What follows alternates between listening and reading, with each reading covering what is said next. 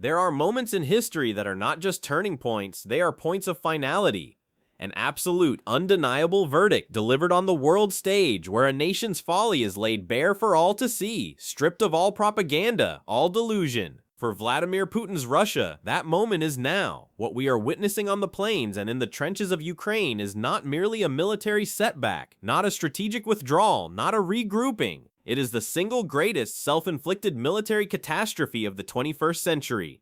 A wound so deep, so catastrophic, it threatens to bleed the entire Russian state dry, leaving behind nothing but a hollowed-out shell. The war machine that Putin spent 2 decades building, the one he paraded through Red Square as a symbol of Russia's resurgence, is not just failing, it is actively, cannibalistically devouring itself. And the evidence for this verdict is piling up faster than the bodies on the frozen front lines.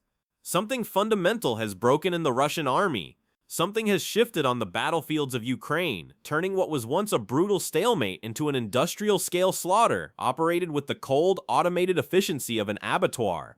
In the first 3 months of the year 2026, the Russian army has walked willingly into a hellscape of its own making, and the cost of this blunder is a number so staggering it strains the very limits of human comprehension.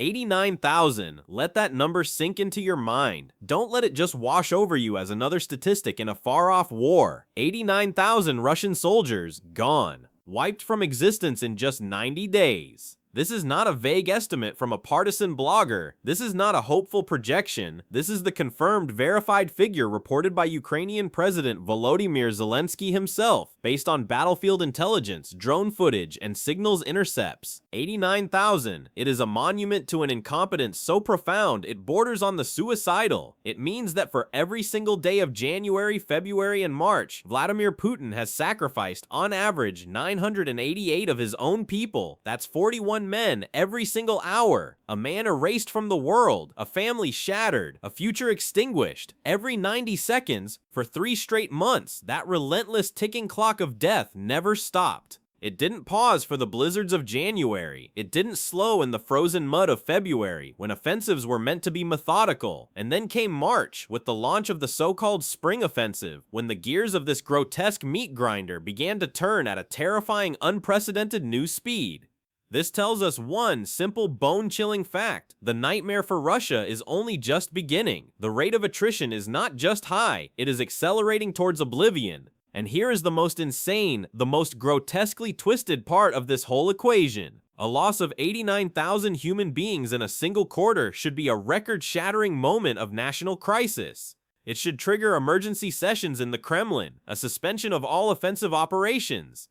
But for Putin's Russia, it's somehow an improvement. That's right. Between November of 2025 and January of 2026, during the final doomed spasms of the push against the fortress city of Krovsk, Russian forces bled themselves dry, losing nearly 100,000 men. 100,000? They were isolated in frozen fields, starving, running out of ammunition, and systematically hunted day and night by Ukraine's ever-present swarms of first-person view drones and its elite ghost-like search-and-destroy squads that materialized from the winter fog, struck, and vanished. So yes, by that standard, only losing 89,000 is technically better. It's like celebrating because you only fell from the 40th floor of a skyscraper instead of the 50th. The result is exactly the same, a fatal, unsurvivable impact with the ground. This improvement is not a sign of recovery, it is a death rattle, and it's being compounded by an even greater, more fundamental crisis brewing behind the lines. A problem so simple, so mathematical, it has the power to end this war for good, regardless of what happens on the front. But before we get to that existential threat, let's talk about a word we've been using very carefully. Confirmed. 89,000 confirmed casualties. This is the absolute, rock-bottom, best-case scenario for the Kremlin. The head of Ukraine's unmanned systems forces, Robert Brovdy, has stated on the record that for a full 20% of all Ukrainian strikes in that 90-day period, they simply cannot get a full and accurate body count. Let me be perfectly clear, this doesn't mean the strikes failed. Oh, they know they succeeded. The video feeds from the attack drones, the persistent thermal imaging from the reconnaissance drones flying miles above, they provide all the proof needed. The hit was a hit. They see the thermobaric warhead engulf a building used as a barracks. They watch as a column of armored vehicles is vaporized in a chain reaction of secondary explosions. They witness a trench line packed with soldiers turned into a smoldering miles-long crater. What they can't do is verify exactly how many soldiers were inside that barracks when it collapsed into a pile of concrete dust, how many were incinerated instantly, how many were buried under tons of rubble. They cannot count the bodies torn apart in ways that defy visual confirmation. Ukraine's official count is conservative by design. It only includes what can be proven. It doesn't include the men who bleed out from artillery strikes miles behind the lines, or the casualties from long-range Storm Shadow missile attacks on command posts and logistics hubs. The real number is, without a shadow of a doubt, far, far higher, perhaps tens of thousands higher. So what has Vladimir Putin purchased with this mountain of Russian lives? What glorious prize has he won in exchange for this generational sacrifice? The answer is as pathetic as it is tragic. Almost nothing. He has bought dirt, scraps of scorched, worthless earth. Let's look at the ledger, the blood-soaked balance sheet of this war. In the full year of 2025, Putin churned through an estimated 400,000 soldiers killed and wounded, and in return, his forces managed to capture a measly 1,674 square miles of Ukrainian territory. That's an area smaller than the state of Delaware. He sacrificed the entire population of a city like Cleveland, Ohio, to take a piece of land that amounts to just 0.72% of Ukraine. At this rate of progress, it would take the Russian army another 138 years to conquer the rest of Ukraine. A full century and a half of bloodshed to fulfill the deluded imperial fantasy of one man. But even that pathetic, insane timeline is now looking wildly optimistic. Because the pace of advance is grinding to a halt. The machine is breaking down. According to the Institute for the Study of War, a source respected for its conservative and objective analysis, between October 2025 and March 2026, a 6-month period, Russia managed to seize about 745 square miles of territory. That is a drastic slowdown from the same period a year prior. And now we can calculate the true cost. Let's do the grim arithmetic together. We have the 89,000 confirmed casualties from the first quarter of 2026. We have the roughly 100,000 from the period of November to January. If we combine them and subtract the overlap for the month of January, we get a conservative estimate of around 159,000 casualties in 5 months. But the ISW's data for land gain starts in October 2025. In that month alone, Ukraine's Ministry of Defense confirmed 25,300 Russian kills and serious injuries, so let's add that to the tally. We are now looking at approximately 184,000 Russian casualties in just 6 months. Now divide that number by the land they gained, 745 square miles. The result is a number that should slap Vladimir Putin and every one of his generals in the face with a reality they cannot escape. For every single square mile of Ukrainian land Russia captures, it is paying a price of 247 of its own soldiers. A whole company of men wiped off the face of the earth for a patch of mud and shattered trees.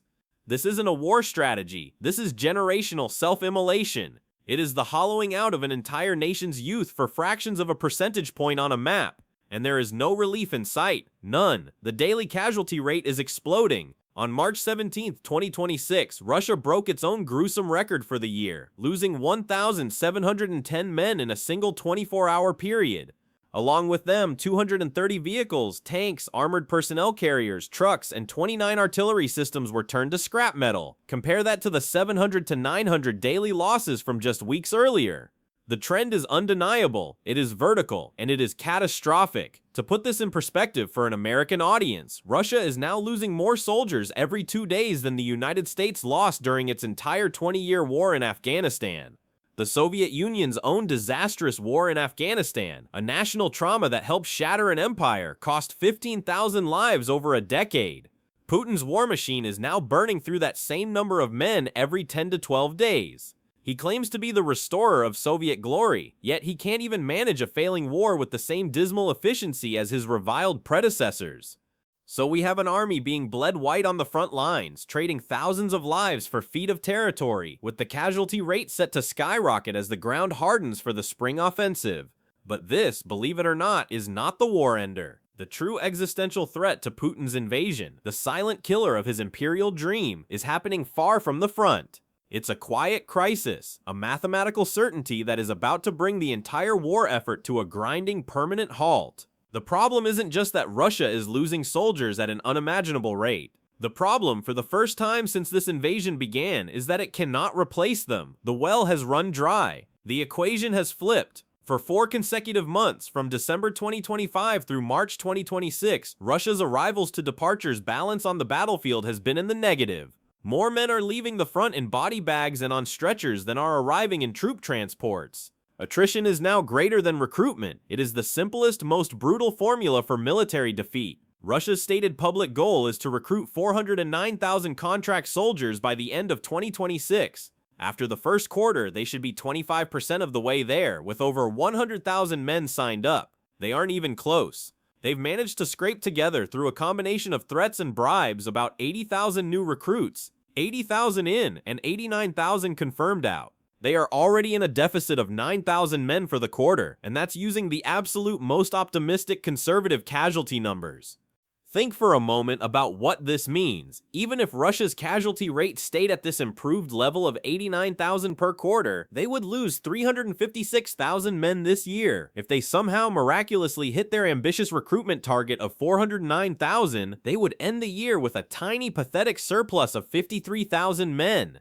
But we know 3 things for certain. 1. They are already behind on their recruitment targets. 2. The 89,000 figure is a significant, proven undercount.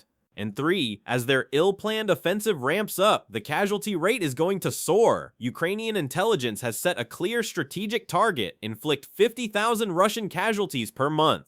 Right now, based on confirmed numbers, they are about 20,000 short of that goal. But as Russian generals continue to order human wave assaults into pre-sighted kill zones, that number will climb. The current situation, this bleeding, failing disaster, is the best Russia can possibly hope for.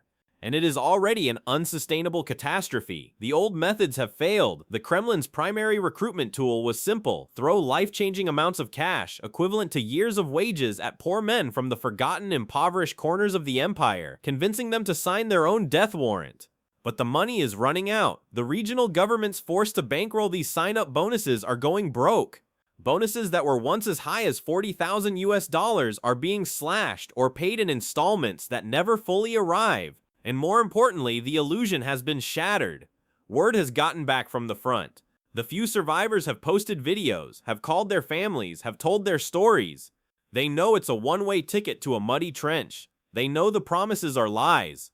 So now the Kremlin is turning to pure unmasked desperation, to stealth conscription. In the Ryazan region, the governor is now ordering private businesses to do the recruiting for him. Any company with 150 to 500 employees must submit a list of names, men they deem suitable for the front lines. Refuse, and the company faces a crippling, business-ending fine. Imagine being a factory manager, forced by the state to choose which of your workers you will send to die. At the same time, Russia's education minister has issued a quiet decree ordering universities to convince 2% of their male student body to sign up. This isn't a request. It's a demand that will yield another 40 to 70,000 bodies for the grinder. This is Putin sacrificing his nation's future, the engineers, doctors, and scientists of tomorrow, for a few more weeks of a failing war today. He's solving a manpower crisis on the front by creating a nationwide labor crisis at home.